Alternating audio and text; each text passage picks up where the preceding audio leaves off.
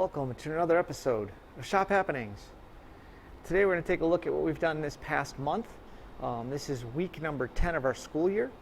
We've got a lot going on here. As we said in the last video, we've taken a bunch of these panels from the Ithaca College study carols. We've planed them down. So here's one of our panels that's been planed down. We noticed some defects after we were done, so you can see there's a split here. That was the issue we had with all these panels, is that all the glue joints were bad. Some of the panels had splits in the wood itself. You can see that one right there a little bit. But you can see all these glue joints split right down the middle. What's scary about them, I've been cutting them on the table saw because I'm worried about students being injured. As you cut these, sometimes you get about halfway through the cut and suddenly the panel just separates and it becomes very exciting. So I've been taking care of those. What we're doing with those after we get defect cut out is we glue them up into other panels. So these are the ones that have been completely cut out, glued up, and they're ready to be planed. We're just scraping glue off now. We do this probably different than a lot of people. We don't wipe our wood down with a watery cloth to get the glue off. We let the glue sit on top. And when the glue sits on top, we just take a scraper, and you can see when there's one over here, a couple of them right there. We take those scrapers and we scrape the glue off. It takes about 3 seconds of glue joint. You just run the scraper down this joint once. It takes care of all the glue. The reason we don't use a wet cloth is that we found that when we rub the glue off, it embeds it in the wood. So we have to plane more off. So this, because the glue is just sitting on top, it just flakes off. And you can take your fingernail and do it almost, but it needs a little more effort than that. So we've got, I forget how many of these panels, but we've got a stack here that have been glued up. We have another stack here that have been glued up next to our router table. I'll show you that in a second. More of it being scraped off. We set our router table up, a little vacuum. We've got some feather boards here. We made a sacrificial fence. And what this fence is doing for us is this is one of the drawers for that machinist chest we talked about. This is a front or a back for one of the drawers. It's solid oak. It's 3/4 inch thick. And what we're doing after we cut this rabbet on the end, we need to cut a rabbet on the edge. And if I look down on the bottom part of our cart here, we can see one of our other drawers. Here's one. You can see now that we've cut the rabbet up here where my thumb is. That rabbet is for the bottom of the drawer. So this is going to sit in the cabinet like this. And the side will go where that rabbet is on the left. The rabbet on the bottom here is where the bottom will go. And we're going to glue and nail all these together with air nails. This is going to go really fast for us, I hope. Right now we don't have any of the bottoms done, but we have almost all the parts completed for all the drawers. These are for the middle divider, so the panels we've ripped out are for middle divider. They'll also be used for the cabinet itself. So we're basically going to have a solid oak machinist chest. Scrap wood from that project is going to be made into toys. So this pile of wood here, there's a pile of oak here. We got some black walnut scrap left over from another project we did a number of years ago that was also donated to us by the same gentleman that gave us the oak. We're going to make parts out of that. We're also, for the toys this year, we're going to make parts out of these. So these are going to be a glue up. So these all have to be glued together. It's going to be a student's job as soon as we get started here. Starting next week, actually, we finish up our current manufacturing project this week. As I run around the corner to our router, we've run out of bench space, kind of interesting. So this project, we talked about the adaptive chair that we're making. So this is the parts for the adaptive chair. Students are really coming along with this. This is a 2-student project. It's completely adjustable. So this is the assembly of the back leg. So this allows the leg to be changed vertically in the chair to put the base of the chair further off the floor. This is a back stiffener. This is actually the seat for the chair. You'll see another leg sticking out from underneath it. So this is the seat. As you see, it's put together right now. We still have to do some sanding, which we'll get to. We just want to see if we can get it to work. This is the footrest. So this has all been put together and again, completely adjustable. What I'm impressed with the most about what these guys are doing is these 2 students have made complete interchangeable parts. And it's all manual. They're doing this all manually. So they have 2 of these. We messed up on the width a little bit, just a calculation error, so we're going to remake them. But these holes match perfectly with the other part. Now this one we cut down and we cut too much off, so we have to, like I said, we have to rebuild these. But this is amazing how interchangeable these are. They can go one side of the chair to the other, completely and utterly interchangeable. All the holes are exact. We can put things wherever we want them. I'm really impressed with the work they're doing. If we run around the corner to our power portal, yeah, this is where we keep the go-karts. We've got go-karts up on the table to make them a little easier to work on. We're looking at a lot of things with these. As we said, our chalkboards over here, our whiteboard, where we're listing off all the stuff that's wrong. A lot of those need to be crossed off. You'll see initials next to them and some other notes that we didn't have there before. One of the big changes we've made, or one of the big progress pieces we've made, is this is the start of the wing. So you can see that the curve is here for the wing, and that is a great big curve. My students, I think, got a lot of fun and educational value out of using a slip roll to make that. Right now what they're doing is they're working on, again, this is part of that study carrel. Oh no, this is something else. This was a piece of panel that we had, again, given to us by the same guy that gave us the study carrels. These are going to be stiffeners, so this is a piece of plywood. It'll be the stiffener inside the wing. And the reason we do that is on our 14 we can see it. If I look up in here. So our wing needed a stiffener. We tried a number of years ago to just rivet this to the wing itself, and we found it didn't have enough rigidity left and right in the car as it started running, so we put a piece of wood in there, and that also allows for the brackets, which are up here. You can see the bracket right there. That bracket has a place to secure to the wing, and it makes it really rigid. Inside, or on top of the wing, you'll also see that there are 3 brackets, and again, those tie in with those stiffeners. So we're going to kind of copy this same design. We are going to put Candor on our wing, and we will come up with another sticker for Candor High Motorsports and put the year, or the current year of the go-kart on it. That go-kart is progressing nicely. Before we go take a look at that, we're going to stop at our inspection station to show you one of the projects that we're working on. This is what's finishing up this week. This is a project that was just turned in yesterday. So we have our vernier height stand here on our surface plate, precision ground vise. We've got an angle block in here. We bought the angle block, bought the vise. This is an angle block that sits in here, and we can check, and I won't have this set up right with one hand, so we'll see how inaccurate I am, but this was pretty close. As you can see, the inspection sheet is back here. There's a list of criteria. I don't want to give that away because I don't want to give away the student's name, but where this is going to be inspected, and he's going to come in here today. I know it's a he because his name's on the sheet, but he's going to come in here and drag the dial over the top of this, and he's going to inspect where this is and see if it meets the geometric dimensioning and tolerancing specifications for both of our angles. Students will also take and measure the height, they measure the width, they measure the height of this, the diameter, is the knurl good, what's the thread quality, are all the holes concentric so it works. They have a screw. This screw fell way out of spec.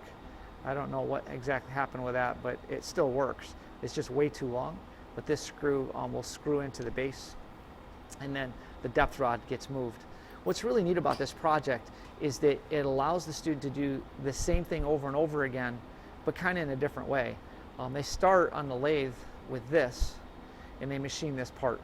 And what it requires is us to face the end and then turn the diameter down for the thread. I'm sorry, not the diameter down for the thread. Turn the diameter for where the knurl is, knurl the part, then turn down to the thread, cut a thread. So they've done a facing operation, 2 different diameter operations, and a knurling and a threading operation. When they get to this part, which we call the handle, the upper part here, the cylinder, again, they have to face, they have to turn the press fit down to a very specific diameter. They have to turn a slot, which is this part right here, and that's really for decoration purposes. They have to turn for a knurl and knurl, and they have to drill a hole all the way through. So a lot of repetition there. For the base, you'll notice that there's an initial in here. I'm going to kind of keep those hidden, I hope. Those initials are the student that built the project, and what's cool about that is we use the arbor press to press those initials in, and that's your first shot at it using an arbor press, which is a really low stress finish for that. There's no spec on the initials. It's just so that the student has their initials on their project. The real stressful part is pressing this into the base, which comes later. So they've at least had one opportunity to play with an arbor press before they press the cylinder or the handle into the base. This again, they're going to machine an end, they're going to cut it to length and machine it to length. Then they have to cut the angles, and we have a fixture for that. We sit in the mill, and there's some measurements we have to make with an incremented depth gauge. We machine the angle here, then we flip it around and machine the other angle. So again, repetition, and then we machine height. And doing the height is similar to doing length. So the more repetitions we get, the more we remember, and the more opportunities we have to learn. So I love this project. I stole this from my uncle. He had one of these in his toolbox that I inherited, and I dreamed up of changing it a little bit, so we did it in aluminum, he did his in steel. I later found this in a book published back in the 40s where they were making these in a tech school. And I forget the name of that book, and I wish I could find it again. But really cool to see that a project that was done in the 40s is still being done today and in 2023. And it's still a viable project. There's a lot to learn here, a lot of measuring, a lot of math, trig, to figure out angles and sine, cosine, and tangents. There's tons and tons of opportunity here to learn. So this is a project the student's going to do first thing this morning. He's going to inspect that part, finish it, and we got a bunch of others to inspect as well. So it's just the one that happened to be on our surface plate.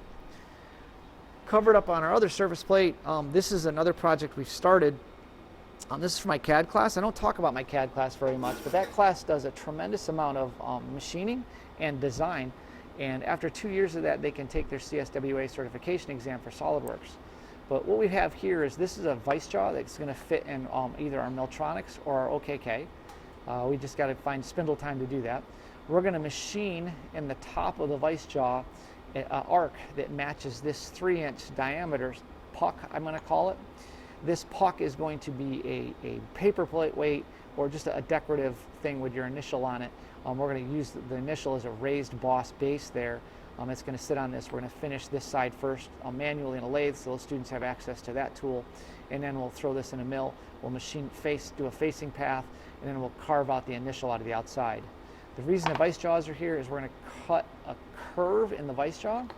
And the idea behind that is as these vice jaws sit in the machine, we will grip with soft jaws. We'll grip the sides of this, and we'll make just a nice 3-inch or 1.5 inch radius here to make that 3-inch diameter fit. So we clamp this evenly and nice and square. So we'll make these exactly the same. This will flop down in. So these vice jaws have been made up. They're ready to be machined. We just got to get spindle time to do that. In addition, on this plate, we have this little tool, or this little part. This just got parted off our CNC lathe yesterday. It's our first initial run. This is going to be the air cleaner for the bulldozer for the toy we're making. So this is the first part to come off. There's 20 more to go. I'm going to try to get some footage of that in another video, but I'm really pleased at how this came out.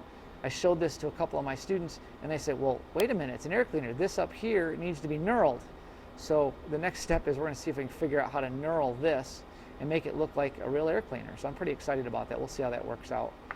But that's a really cool part, and that came out all right.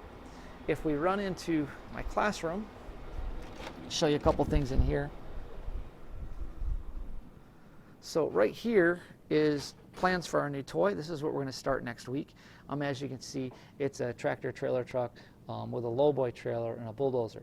The goal is to make the lowboy so it'll separate like a real lowboy. I screwed up when I copied these, so the staples are on the wrong side, but here you can see the assembly drawing. I'll try to see if I can do something different with a CAD program to show you this in greater detail. But there's a lot of parts here. There's 29 parts. I only have 18 students working on the project, so a lot of students are going to get more than one part. A lot of complexity here. The cab for the bulldozer is really crazy complex. The engine for the bulldozer is complex. The cab for the truck's complex. The parts here for the arms for the lowboy that attach to the fifth wheel, very complex, and angles are going to be really crucial. So we're going to see if we can pull that off this year. This is a really large toy. I can't wait to get started on it. Something else I don't talk about a lot, I'm going to come over here and fire this up too, but we've got our little dryer here.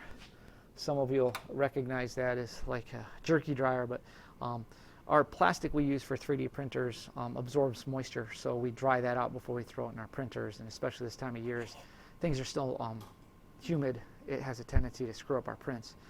This is a lab we just finished up, specific gravity and fluids. We've mixed antifreeze in different dilutions, and we use a pocket hydrometer, it's called, with balls that float, something you'd find in a mechanic shop, and we calculate out and calibrate out at what specific gravity does each one of the balls float, and we do that by using a scaled hydrometer. And that scaled hydrometer gets dropped into these tubes with the different solutions, and we can calibrate our pocket hydrometer. Something I don't really cover a lot in my videos, but we do applied physics here, and this is one of the labs we do. It's a great thinking activity of how do you go about figuring out what ball floats where. And we've set the lab up so that one of the balls won't float, so there's 5 balls in there, so they have to figure out how to do the 4th one and justify that to me.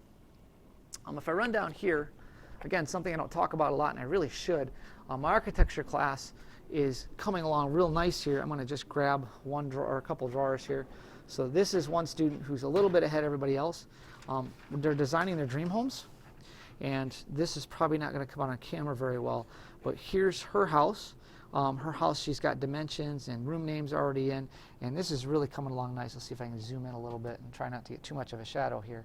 But you can see that we've got windows, and there's a door, and entry room, and living room. These are all designed by students, and we spend a lot of time on this. It's 10 weeks of design work, and then we spend about 5 weeks or so drawing this up. They have to put this on a sheet of paper. This happens to be vellum.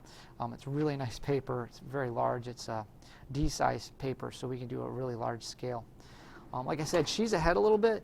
What was due yesterday is they had to have their houses completed with all their walls, windows, and doors. We're going to start dimensioning today.